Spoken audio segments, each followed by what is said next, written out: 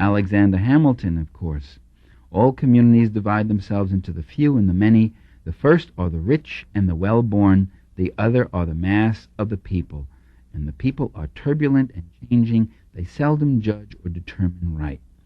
So these delegates were rather explicit that the further you could keep people from government, the better.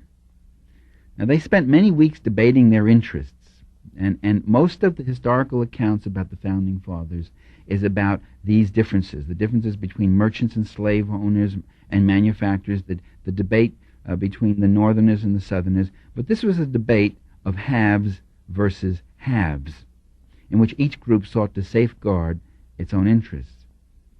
And it involved mostly questions of representation and structure. On these issues, there were no dirt farmers or poor artisans attending the convention to offer an opposing view. They couldn't take 4 months off to go to Philadelphia. And for the most part, the framers built a constitution that would have the power to support commerce and protect the interests of property in a variety of ways.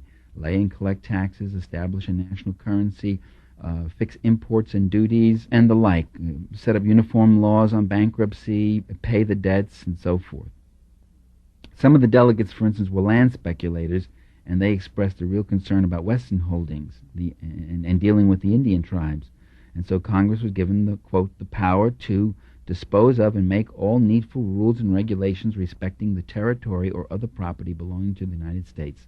That's right from our Constitution. In other words, to deal with the territories and the Indians. Some delegates speculated very highly in inflated and nearly worthless securities that had been floated under the Articles of Confederation. Well, under Article 6, all debts that had been incurred under the Confederation were now valid against the new government, and this allowed speculators to make enormous profits because they bought these securities, for a pittance, and now they were being refunded and honored at face value. So they made quite a killing for themselves. In the interests of these merchants and creditors, the states were prohibited from issuing paper money or imposing duties on imports and exports or interfering with the payment of debts. There was another form of property that was mentioned in the Constitution, a very important one, and it was afforded a special accommodation: slavery, the property of other human beings. They were never called slaves. They would say persons in bondage and bondage and such, and persons in servitude. They were never called slaves in the Constitution, but that's what they were. The importation of slaves was given constitutional protection for about 20 years, another 20 years. Slaves who escaped from one state to another had to be delivered up to the original owner upon claim. This was a provision that was unanimously adopted in the convention. The framers were also worried about rebellions by workers and such. And would the state militias prove reliable as the working class grew in numbers? And by the way, they anticipated a day when the mass of the people would be working, not on their own land, but working as employees. Well, Congress was given the task of, quote, organizing, arming, and disciplining the militia, and calling it forth to suppress insurrections. Those are quotes right from the Constitution. And by the way, that was a provision that was to prove a godsend for the industrial barons a century later in the 1870s, 80s, and 90s, when the army was used repeatedly to break strikes by miners and railroad workers and factory workers. The method of representation was interesting. Nobody could vote for the president. The chief executive was to be selected by an electoral college that was voted by the people. But the framers anticipated that these meetings of the electoral college in the various states would consist of political leaders and men of substance, again, who would be able to travel to the state capital and sit there and debate who should be president. They'd gather in their various states and they would choose a president of their own liking. So the electoral college was set up as a kind of filter against popular sentiment. The Senate could not be elected. The Senate was picked by the state legislatures rather than directly elected by the people. Senators were not elected by the people until the 20th century.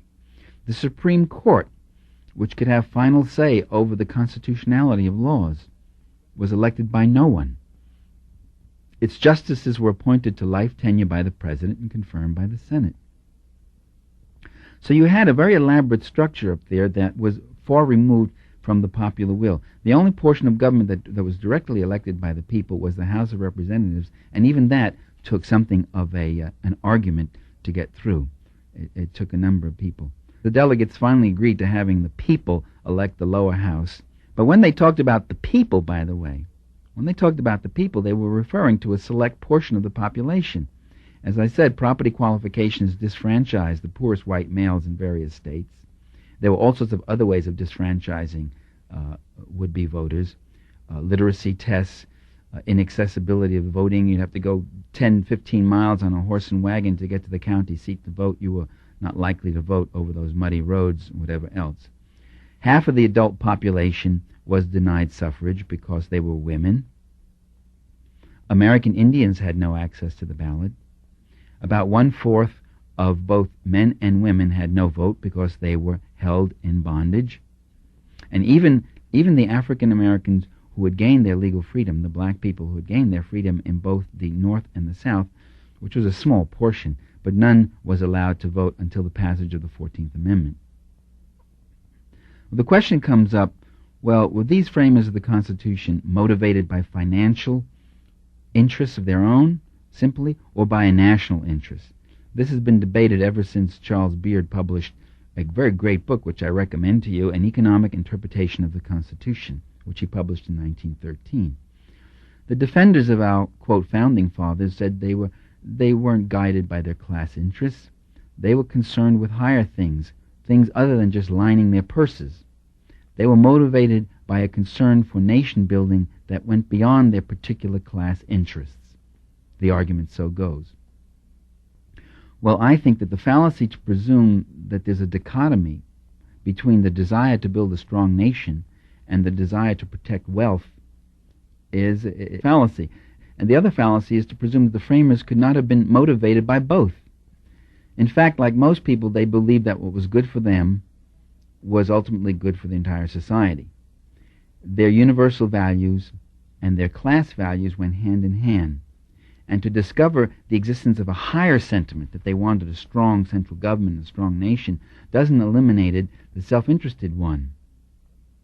I mean, just as many of these same framers could say and sincerely feel that they were dedicated to the principle of liberty for all and at the same time own slaves, so they could serve both their nation and their estates. The point is not that they were devoid of a grander sentiment of nation building, but that there was nothing in their concept of nation that worked against their class interests. And there was a great deal in their concept of nation, including a strong central government, a government with checks and balances, and a government that was removed from popular will, a great deal in their concept of a national government that worked for their class interests. It was to filter out the popular will and to thwart or blunt the leveling impulses of the people. Those historians who argue that the founders were motivated primarily by high-minded objectives consistently overlook the fact that the founders themselves repeatedly stated their intentions to erect a government strong enough to protect the haves from the have-nots. I mean, they said that explicitly. They gave voice to the crassest class prejudices. I just quoted you a few examples. They talked about how the people were unreliable, the people couldn't judge, and all that sort of thing. Their concern was to diminish popular control and resist all tendencies toward class equalization or class justice, or what they called in that day leveling. Their opposition and their distrust of democracy, and by democracy they meant what Plato and Aristotle meant by democracy, and what I mean by democracy, they meant a system not just of elections, but a system that served the interests of the demos, of the mass of the people. Their opposition to democracy and their dedication to moneyed interests was openly and repeatedly avowed. In fact, their preoccupation with their class interests was so pronounced that one of the delegates, James Wilson of Pennsylvania, finally complained that he was hearing too much about how the sole or primary object of government was property and defending property and protecting property. The cultivation and improvement of the human mind, Wilson maintained, was the most notable object. And this was a very fine sentiment, and it evoked no opposition from his colleagues, and they continued to go about their business.